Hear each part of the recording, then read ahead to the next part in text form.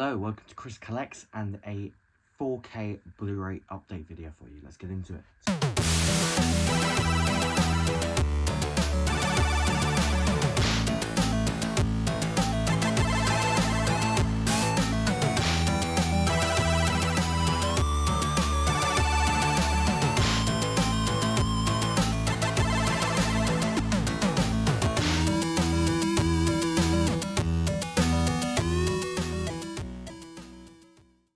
Okay, so this is just a quick 4K Blu-ray update for you. I've only got 4 titles, but they are 4 great titles, and I kind of got a little bit of context for each one. So we'll start with the CEX purchases. I picked up Ghostbusters for £10. I mean, what can I say? Ghostbusters is a classic. We've got the new Ghostbusters coming out, so I want to start getting the Ghostbusters films on 4K. I'm not a massive fan of Ghostbusters 2. I think I might just get Afterlife. And don't shoot me, I don't mind the 2016 one. So I might get the 2016 one because I've seen that in CX. It's like 3 or 4 quid on 4K. So I think if I get the chance, I'll grab that one as well. So yeah, it's Ghostbusters. This was a tenner. It's Blu-ray and 4K. I used to have the Blu-ray Steelbook actually, and that was the same disc. So I think the Blu-ray will be exactly the same as the previous release. Haven't had a chance to watch it yet, but happy to add that to the collection. The next one from CX is The Mummy. I've still got the stickers on this one. And no, I did not pay £20 for it. I actually had something to trade in that they were going to give me a £10 voucher for. And then also, I had this on Blu-ray, so this is an upgrade. I love The Mummy, the Brendan Fraser one. Absolutely love it. Mummy Returns is not as good. Mummy 2 and the Dragon Emperor is pretty bad, but The Mummy, the first one, this is such a good film. Such a good 90s action adventure film. The effects I think still hold up. The score from Jerry Goldsmith? I don't know if that's right. My brain is gone. But the score I think is really great in this as well. And Brendan Fraser is just so cool in this film. Great film. Way better as well than the Tom Cruise one. But yeah, I was not going to pay 20 quid for it. Absolutely not. It was an upgrade. And I only paid like £9 something. So that was pretty solid. So I'll show you the next things from Zavvi. And this is going to explain a little bit of context to what I traded in for The Mummy. Zavvi had a sale on recently, and they reduced a lot of their steelbooks. I picked up Bullet Train. Now, if anyone's in the UK, they might know that on Zavvi at the moment, this is £9.99. I was not going to pass up a 4K steelbook with the Blu-ray for £9.99. I already had this on 4K though. So I traded in the standard release, which didn't come with a slipcover, which annoyed me. Picked up the steelbook and, you know, traded in the standard release and got The Mummy instead. So I was happy with that. Let's just crack it open. It's not one that I intended to keep sealed because obviously if it's selling for £9.99, it can't have been worth much.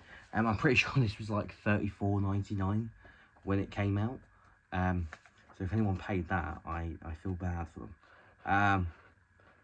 Oh, it's got a bit of sellotape keeping the backing on. So there's the steelbook. There's the back of it. Open it up. And we've got our discs in there. There is artwork, but it doesn't look great. It's just a hand with a sword swooshing. This is quite a nice steelbook. I really like that front cover design actually. And it was one that I did consider getting the steelbook, and then I didn't. So I also do like the artwork on discs. That's the 4K disc. The Blu-ray disc has Brad Pitt on it. This was one that it got very mixed reviews, and I went to see it with some friends when it came out, and I absolutely loved it. I had a great time with Bullet Train. I just bet it will look fantastic on 4K, which you might be surprised to hear me say that. I owned the standard edition, but I hadn't watched it. So I'm upgrading from the standard edition to a steelbook for a film that I haven't seen since I saw it in cinema. But there we go.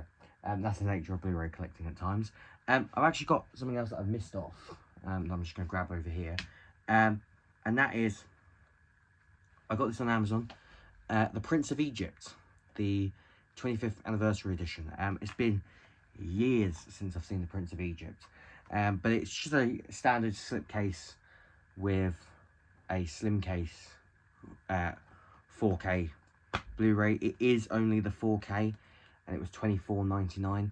I do think prices for 4Ks and Blu-rays at the moment are a little bit all over the place. I feel like if a 4K comes with the Blu-ray, $24.99 is fine. It's a fine price. Like, that's just the kind of market. I think if they take away the Blu-ray, I think something like this should be $19.99. I can understand the extra cost for it being a 4K.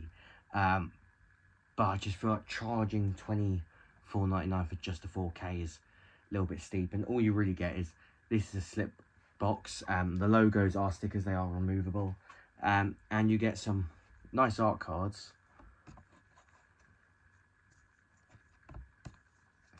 But considering this is a 25th anniversary edition, I think it's quite spare. It's quite scarce. Scarce. That's the word I'm looking for. Considering it was $24.99. Yeah. I did consider waiting to see if it was going to go down in price, but I was a little bit worried that it would ultimately just end up just being this case, and I kind of wanted the slip box because I kind of really like that design. Been years since I've seen this, but Hans Zimmer scored it, and Hans Zimmer's my favourite composer of all time, so I look forward to checking that out. And the next thing I got was something that I just didn't expect to get yet. I don't get paid till the middle of the month, and I was going to wait, but I just kept seeing people talk about how good it looks. And it's a film I've never seen either, and I don't know why I've never seen it. But it's the Criterion Collection release of Thelma and Louise on 4K, directed by Ridley Scott, and it is director approved by Ridley Scott. I don't know why I've never seen this film. This is one of those films that I feel like I should have seen, and just for whatever reason, I've never seen it. When did it come out? They used to give... Oh, there we go. On the side. Yeah, it's a 1991 film. I just don't know. I don't know why I've never seen it. But we'll crack it open. And I am liking that Criterion Collection over here are starting to do 4Ks as well, because for a while they've been doing 4K releases in America, and we just haven't had them. This actually came out in America last year, and it's come out over here this year. And then there's the back. As always with Criterion Collection, you get a boatload of special features. This is no exception. It is in a digipack form. You have a booklet, which looks like it's part script. Yeah, that's part script. Table of contents, cast and credits, three routes through Thelma and Louise. How the West Was Won, Jessica Kiang on Ridley Scott and Kelly Curry's genre bending. Bringing to Life, Rachel Syme on the iconic performance of Gina Davis and Susan Sarandon. At the Wheel, Rebecca Traister on the movie's feminist legacy. And then on page 32, you've got About the Master. So there's the cast. Criterion Collection always do a really great job with their booklets and inserts. You see, that's just stunning, and you also get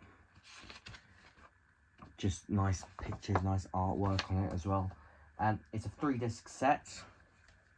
So disc 1, you got the 4K Ultra HD, you got the Blu-ray, and then underneath it, it's the second Blu-ray disc.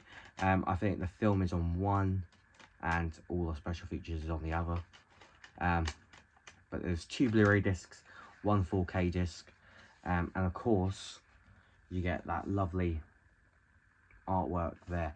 So I'm looking forward to checking this one out. Like I said, I've never seen Thelma and Louise. I have no idea why. It's just one that I've never got around to seeing, so definitely looking forward to checking it out. Glad I picked it up. Loving Criterion Collection's packaging. You do pay a premium for Criterion Collection. This was $29.99, same price actually as this Guillermo del Toro's Pinocchio in 4K, except this has one extra disc. So that was everything. So we got Thelma and Louise 4K Criterion, Prince of Egypt 4K, The Mummy on 4K, Ghostbusters on 4K, and the Bullet Train 4K Steelbook. So thanks for watching this video. I hope you enjoyed it, and I'll see you on the next one.